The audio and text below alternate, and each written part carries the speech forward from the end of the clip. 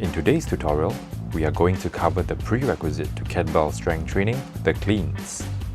If you cannot clean it, you can forget about executing your strength routine effectively, because where the bell eventually sits is in the palm of your hand, and this determines whether you're using your entire arms or just the triceps. Not to mention, it is extremely uncomfortable if you do not rack it properly for the duration of your set of the exercise. As StrongFirst says, the setup is the first rep, where you position your kettlebell, where your palms face, and the force of the hike pass all matters. You want to stand behind your bell or bells and ensure that your shoulders adjust slightly behind your wrist. This way, it gives you just enough distance to hike the bells back while you counterbalance the weight with your whole body. Too far behind, and you compromise your lower back due to the shoulders being lower than hips. Too far in front, and you won't have the distance for the drawback. Next up is the hand position. I am sure you heard of breaking the bar if you have been in the iron game long enough. The reason for that is simple. By externally rotating the humerus, you automatically engage your lats, which ties into your torso, and this engages the deep core line. It also depresses the scapula, which stabilizes the shoulder joint to ensure a powerful drawback. There is no right or wrong. You may actually internally rotate, go into a parallel grip, or externally rotate. It's just that functionally, anatomically speaking, external rotation is better when using really heavy bells. At a StrongFirst certification, the cleans are broken down very clearly with the whys. But for this tutorial, we will go directly to the execution of the cleans.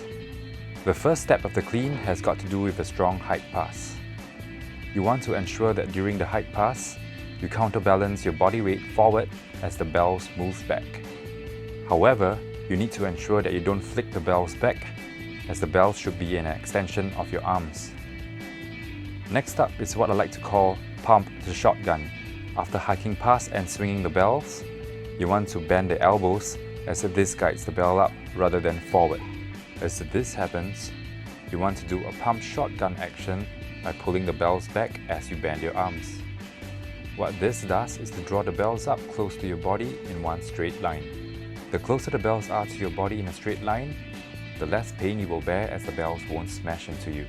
This is what happens if it is away from your body.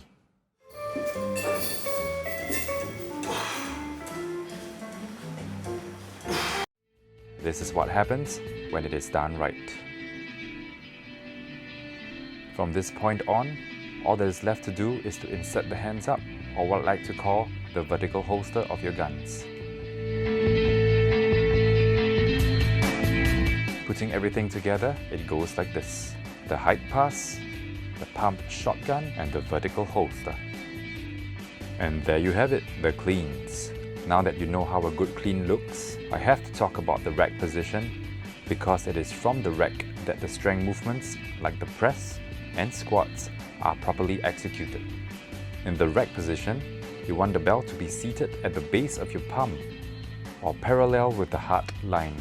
This is the position in which you fire off from both your biceps and triceps when you press, and also the most comfortable if you were to rack it for a period of time, like the front squats or racked lunges. Remember, your press is only as good as your cleans and rack position. I hope you enjoyed this tutorial, and do subscribe if you're pursuing the thoughtful pursuit of strength.